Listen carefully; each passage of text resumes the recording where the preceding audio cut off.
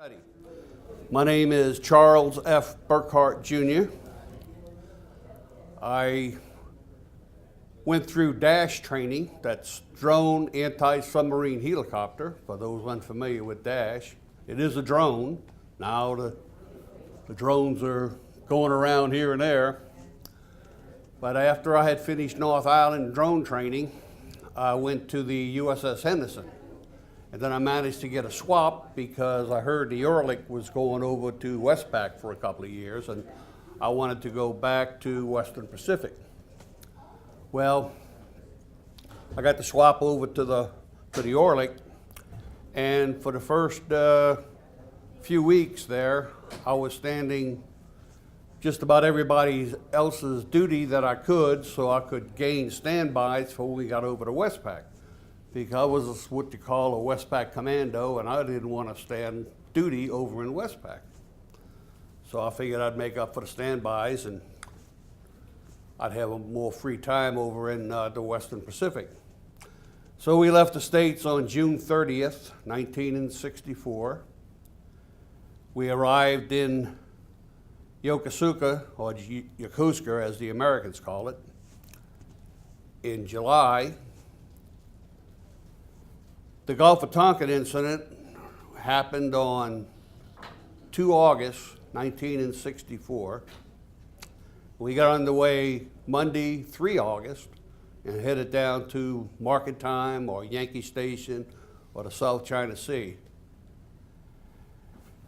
From there, we were patrolling back and forth here and there.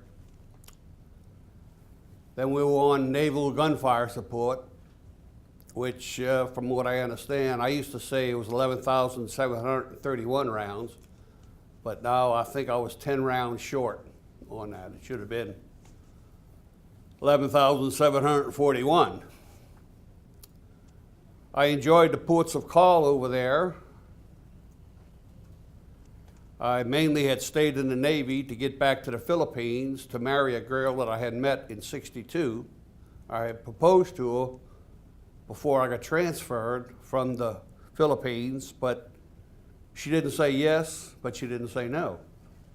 So I told her, I'll be back. So it wasn't until, I guess, sometime in about '64 or so when we got back. I had taken leave from the ship, was going up to Manila, which is about a 5-hour bus ride. So while I was waiting for the Saulog, which is the Greyhound in the Philippines, the Shore Patrol was contacted to contact me at my leave address because the ship was due to leave with a possible typhoon.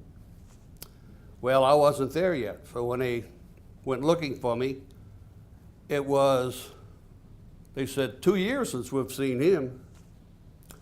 Well, when I arrived there, I didn't go immediately to the address I had listed. As a result, I didn't find out about the Shore Patrol inquiry until the next morning. I went back to Sangley Point, which is the little air station they had there, and they said, yeah, they were looking for you. Your ship's getting underway at 8 o'clock this morning. Well, here it was 10:30, so I figured, well, no use going back now. I'll just sit in the receiving barracks. Excuse me. So I reported in. They put me on the Chipola, an AO, oiler, that was going back to replenish the ships on the line with fuel.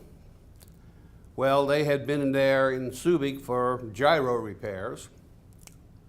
We got underway. We were conducting little exercises, and I guess the Chipola started having troubles with their gyros again. So they highlined me over to the Caliente, which was another AO.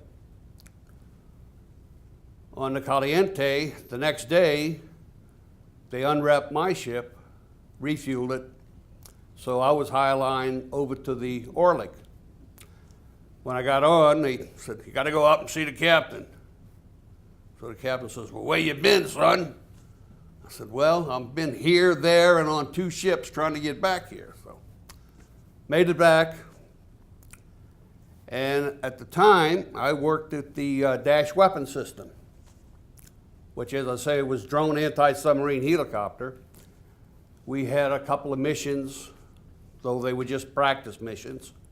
Fortunately, the North Vietnamese didn't have any submarines, so we didn't have to worry too much about them.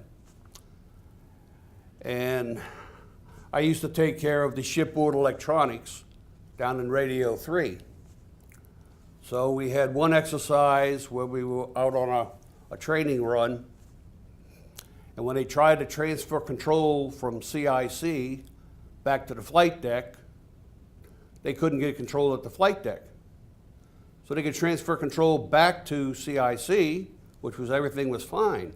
However, from CIC, the radio antenna is extended down. As a result, the drone is unable to land because the antenna is stuck down.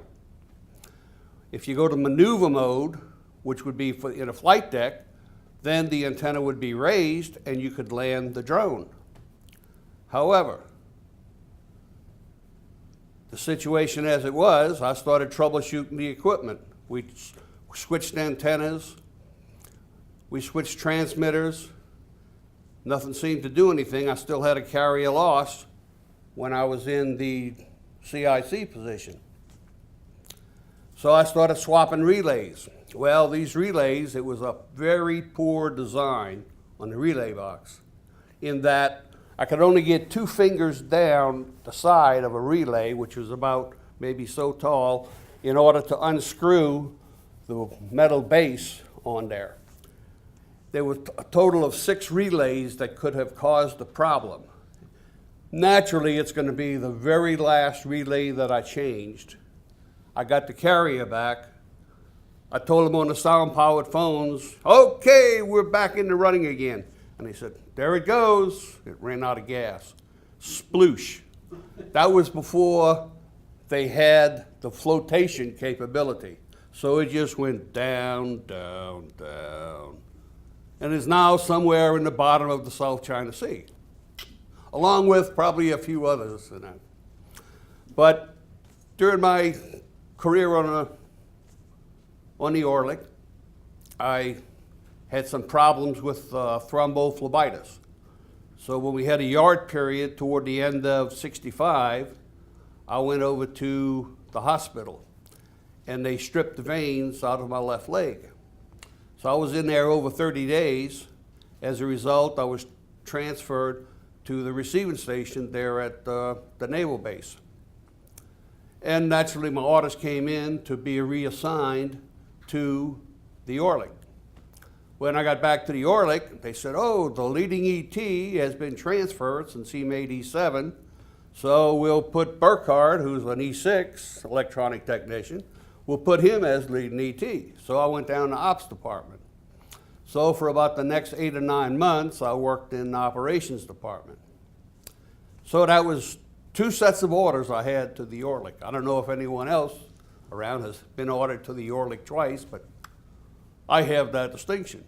So, and then when the ship was due to rotate back to the States in June of '66, I requested permission to talk to the CO, who requested that I get orders to the Philippines, which fortunately I did.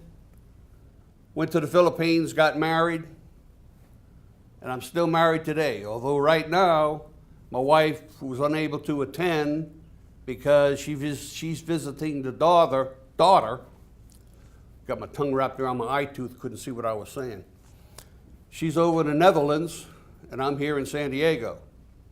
And it'll be about a week after I get home before she arrives back home again. But I enjoyed the 26 months that I spent on the Orlick, and I want to say thanks a lot for an assignment there.